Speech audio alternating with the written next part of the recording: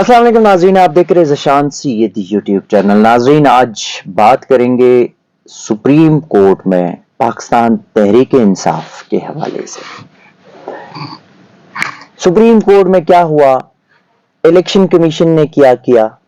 और Islamabad high court क्या करने जा रही है। तीनों का ताल्लुक पाकिस्तान तहरीक इंसाफ से ही है। तो बात शुरू करेंगे सुप्रीम कोर्ट से। काजी फाइज ईसा चीफ जस्टिस ने अपना बदला ले लिया और तहरीक इंसाफ को इंतखाबी मैदान से आउट कर दिया। उसी काजी की अदालत में पीटीआई की एक दरख्वास्त ज़ेर समाअत थी, जिसमें उन्होंने कहा था कि हमें लेवल प्लेइंग फील्ड दिया जाए, यानी कि हमारे उम्मीदवारान को हरासा ना करे, हमें जलसे करने की इजाजत दे दे। इस तरह की चीजें जो इंतखाबी दंगल के लिए जो भी तैयारियां हैं, उनकी इजाजत मांगी जा रही थी। आज लतीफ खोसा जो कि पीटीआई की वकील है, वो काजी की अदालत में गए, आंखों में आंखें डाल के काजी को वो झाड़ पिला दी कि काजी अपनी सफाइयां पेश करते रहे। लतीफ खोसा ने कहा कि आपने जो फैसला दिया, सुप्रीम कोर्ट ने जो फैसला दिया, बल्कि सुप्रीम कोर्ट ने आपने जो फैसला दिया, उसने तहरीक इंसाफ को पूरे सियासी मैदान से आउट कर दिया। आपने जो फैसला दिया वो न कानून में है और आपने गैर कानूनी फैसला दिया। तहरीक इंसाफ के साथ आपने जो किया बहुत बुरा किया, इसकी मिसाल नहीं मिलती। और ये जो लेवल प्लेइंग फील्ड वाली दरख्वास्त है, ये हमारे आपके ऊपर एतमाद है ही नहीं, हम ये वापस लेंगे। काजी जी पहले थोड़ा सा शौक भी हो गए, फिर क्योंकि ये रिसेंटली उस दिन नियाजुल्लाह नियाजी ने भी उसको झाड़ पिलाई थी और आज लतीफ खोसा ने भी टेक्निकल तरीके से उनको वही झाड़ पिलाई।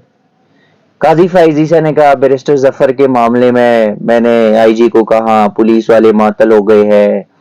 आपकी दरख्वास्त पे मैंने 12 दिनों में उसको फिक्स करके इलेक्शन की तारीख दे दी है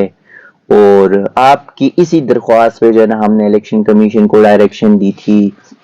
तो हम तो कह रहे हैं, जिस पर लतीफ खोसा की जानिब से कहा गया कि नहीं, अब हम आपकी अदालत नहीं बल्कि 25 करोड़ अवाम की अदालत में जाएंगे। और लतीफ खोसा ने यह भी अदालत को बताया कि हमने एक और पार्टी के साथ इत्तेहाद किया, उसको भी उठाया गया, उससे भी प्रेस कॉन्फ्रेंस कराई गई। जो कुछ हो रहा है उस पर तो आपने कुछ भी नहीं किया, लेकिन आपने सिर्फ ये किया कि पीटीआई को मैदान से आउट कर दिया। अब चूंकि काजी फाइज ईसा को लग पता गया कि जाहिर है, और मीडिया में भी उनकी इवन जो वकील थे, जो लॉयर्स है, उनकी जानिब से भी सुप्रीम कोर्ट के इस फैसले पर, नेशनल इंटरनेशनल सतह पे सुप्रीम कोर्ट के इस फैसले के ऊपर बहुत तनकीद का निशाना बनाया गया। और ये वाकई में सुप्रीम कोर्ट की तारीख का फैसला है कि माजी में सियासी जमात के लीडरान को इलेक्शन से आउट किया जाता रहा, लेकिन पहली बार काजी की अना और पिंडी की अना को तस्कीन मिले और उन्होंने एक सियासी जमात को, जो कि इस मुल्क की बड़ी सियासी जमात है, उस पूरी जमात को जो है ना वो जमहूरी अमल से आउट कर दिया। पीटीआई ने वो दरख्वास्त तो ले ली और उस दरख्वास्त के बाद election commission of Pakistan Sikandar Sultan Raja, जिसको लगाया तो इमरान खान ने शेख रशीद के दरख्वास्त पे था, लेकिन आप टाउट उसे कह सकते हैं कि बल्कि आज काजी ने यह भी कहा कि अगर किसी और जमात के इंतखाबात पे आपको एतराज है तो आप दरख्वास्त लाए। भाईजान, मैं क्यों दरख्वास्त ले, इलेक्शन कमीशन क्यों नहीं लाती? मेरे खिलाफ दरख्वास्त कौन लेकर आया था, इलेक्शन कमीशन या कोई और जमात? तो अब सुप्रीम कोर्ट ने पीटीआई को आउट कर दिया ग्राउंड से। अब थोड़े बहुत जो एज थे, जो चीजें थे, वो भी इलेक्शन कमीशन ने वो रही से कसर पूरी कर दी। एक तो ये था कि पीटीआई जमात है, नाम है, लेकिन इंतखाबी दंगल में या पार्लिमानी सियासत से पीटीआई आउट हो गई। पीटीआई आउट हो गई بلے کا نشان چلا گیا، پہلے مخصوص نشستیں ختم ہو گئی، اب جو اقلیتی نشستیں تھی، جو پارٹی وائز اقلیتی نشستیں ملتی ہے وہ بھی گئی، یعنی کہ پی ٹی آئی اگر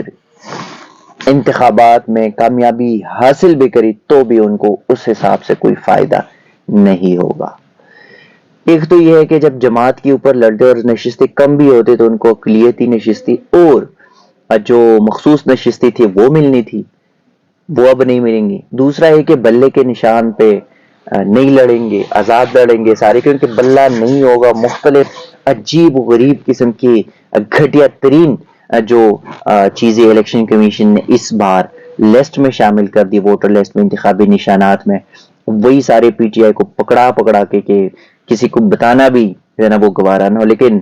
میرے خیال میں وہ دور اب نہیں ہے۔ تو